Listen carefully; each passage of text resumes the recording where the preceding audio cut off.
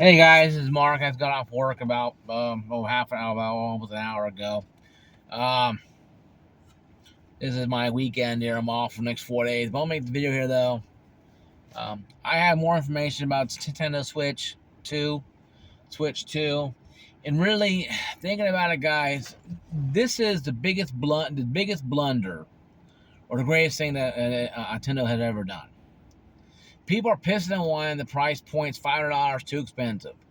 People are whining about how it's blah blah blah whatever. My thing is that's bugging me.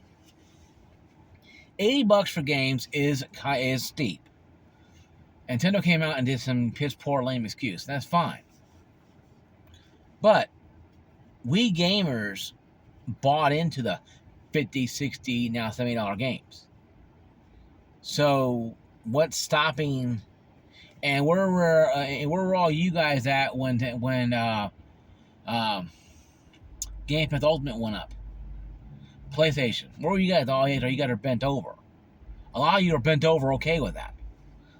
So that's why I'm kind of chastising a lot of you, because you guys whine about this Nintendo thing, but you gloss all over the rest of the stuff that came down that was not even part of the situation.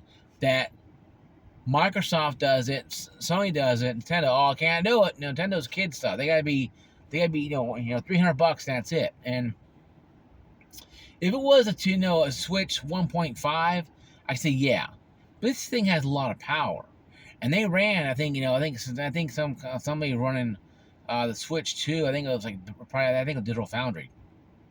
Don't quote me on it. You can comment, Mark, you're wrong. It's this person. I don't care. Okay. The fact is this: they show comparison to the PS5 and the Switch 2 playing Cyberpunk 2077. And it looked really decent on the Switch 2. Now, the internal SSD is 256 for a reason. And of course, we all know the SSD, its external ones are going to be expensive. Sorry, guys, I'm tired. I'm tired. So, but we all know the SSD or a little zip or little micro SDs are going to be expensive, obviously. Faster and more expensive. Of course, so I think like Microsoft, they're going to make their own where you can't use anybody else's, or maybe you can, but you got to find whatever information on.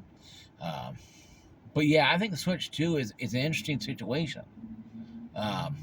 You may not agree, and that's fine, but I think the Switch 2 is actually a real decent, piece of hardware. And granted, the Steam Deck is faster and better anyway, and I think that is a bad analogy. It's like taking the PlayStation Portable and comparing it to a gaming rig. It's not the same thing. Or in the Xbox S series versus OS versus Steam OS. It's apples and oranges. It ain't going to be the same thing. So compare the Steam Deck to a portable Nintendo system that may not be powerful, or maybe on par. Who knows? But it's a little more expensive. But then again, the Steam Deck is expensive too. Certain levels you can buy. You want higher tier, then you have to pay more. That's how it goes in the world of gaming and electronics. So I'm kind of at a fork in the road right now. Me personally, do I go right, or I say should I say, or should I go? You gotta think. Should I go right or keep on going straight? Keep on going straight means just status quo, whatever. $500, good deal, blah blah blah. Or do I go right and go, you know what? And then if drop it down to $400, then drop down the base model, the one that's, because they're both the same power. Both of them have the same power, I do believe. It's just one has a free game, one does not. They make that one free game $400, and the one without the game, $299, same price as the original Switch. You might go, okay, well, $299's $80. Yeah, but a lot of my games will work on the Switch that already have backwards, have the upscale technology, blah blah, whatever it is, and stuff, and that'll be cool. Of course, so a lot of games will not, because a lot of games have $10 charge. Those companies are going to be, yeah, we're going to charge $10 if we upgrade. But some games I do believe are going to be free. Mostly, I think first party titles. I do believe, I don't think all of them, but I think a lot of them are, or majority going to be. So that's kind of big for Fork Road I am right now. An impasse is like, okay, do I sit there and go, okay, I plug my ears and go, la la la la, and keep status quo, or I go, like I said, turn right at the Fork Road and keep going. I know a different way. I'm more like turning on the Fork Road right, because I understand people's griping, but you guys spent $1,000 to go buy a PS5, a year and a half, 2 years ago. Most of you went out there and go buy a graphics card for $2,500. That's worth no more than $1,000 or $900. So me personally, I don't have a whole lot of faith in humanity when somebody out there going to spend $2,000 in a graphics card that's no more worth than $800, or $1,000, because they have to have it this moment in time. So me personally, you do you kind of thing. I think it more falls upon each person and each person's preference. A lot of people, are not going to spend $2,000 on a graphics card. I spent $700 on a 2060 for my first game for my gaming rig, little scalper price, and it ran great. And I got 3070 now in the end, so it's all hunky dory now. But me personally, I don't know. I mean, because $500 is pretty much the sweet spot for a lot of things: consoles, graphics cards, handhelds, kind of thing. So it's kind of hard to say, well, where's the sweet spot at? $450 for a console, for a handheld hybrid console that has a lot of power. They know it ain't. It's not being Microsoft. It's not going to be, here's the Nintendo type of S where it's half the power, half the price, and it's just garbage. We're gonna shove it under the rug here in about 3 years, like they're trying to do with S right now anyway. With the one Xbox, Microsoft doing the One S anyway right now. So I think it's pretty much going to be a situation of personal preference. How do you feel by it? Are you think this thing is worth your money or not? Because the Switch is a good system, but I think it was based upon maybe the Xbox One base model, or maybe even the 360. So the power was better than the Wii and Wii U, but it was still gimped out of the gate. No, they had the Charlie horse. When out the gate, they had the Charlie horse happen.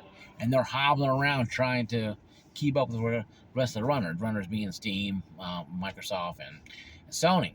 And they fought the hard they could. They sold a lot of consoles, but we all knew that thing was gimped. It was inept from the day one it came out. This here is kind of their 8.5 or 9.5, whatever you call it. Nintendo is probably going like 8.5 or 9 point or 9th generation for them, or 9.5, I want to call it. It's not it's not a halfway. It's actually like a 180. It's literally going a different direction. I think it's more powerful than the original Switch, and it has a chip where it runs I think lower, but it's better graphic wise.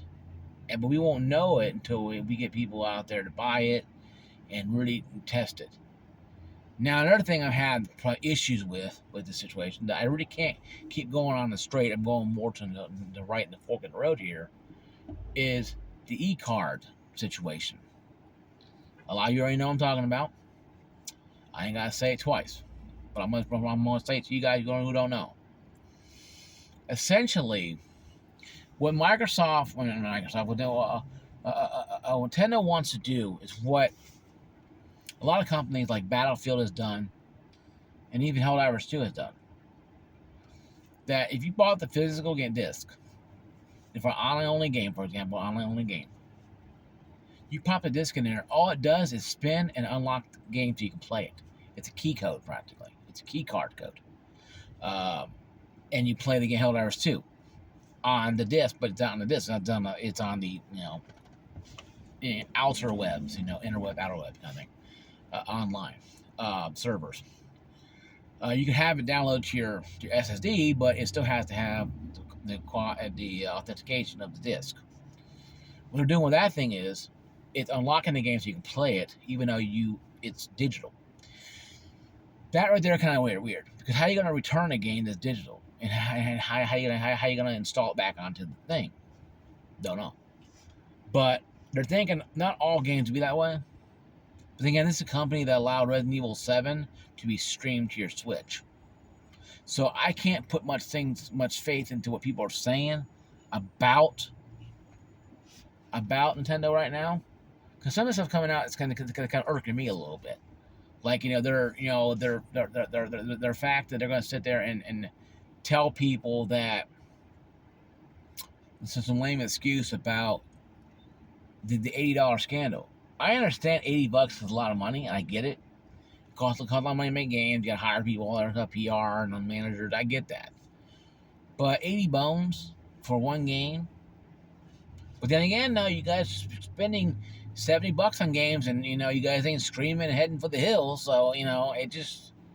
I mean, I don't know. I mean, I don't. Like I said, I'm at that fork in the road where I'm like, okay, when does this console nonsense actually end? Because PC gaming is pretty much, to me, is the only end-all be-all right now of existence. Now, I'm thinking too, and I'm closing this video out here with this thought for you guys. Think of this thought. Think about this one. What happens if Nintendo takes a bath on the Switch 2? Didn't sell anything, loses hundreds of millions of billions of dollars. Do you think that Nintendo would go third party? Or do you think they'll just ditch the Switch and go handheld only and just be a handheld company? That's a thought you guys need to think about. Switch 2 could be the make or break time for Nintendo, because they're trying to make something that's actually powerful enough to run decent games that have come out in the last, 5 years or so. And I think it's a good step for them, but they need a price point to get their pricing and their strategy. They need to go back to the drawing board on a lot of this. So guys, thank you for watching my video, guys. I'll probably make a follow-up video tonight. I'll make a video about GameStop tonight. They're closing some more stores. I'll talk about tonight or tomorrow.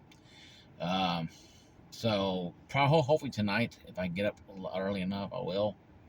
But yeah, that's really gonna be it, guys. I appreciate you guys' time. So tonight and tomorrow gonna be on GameStop closing. I think like 400, 700 more stores. They're gonna try to buy Bitcoin, go online only. But yeah, see you guys later. Peace out. God bless all you guys. Peace.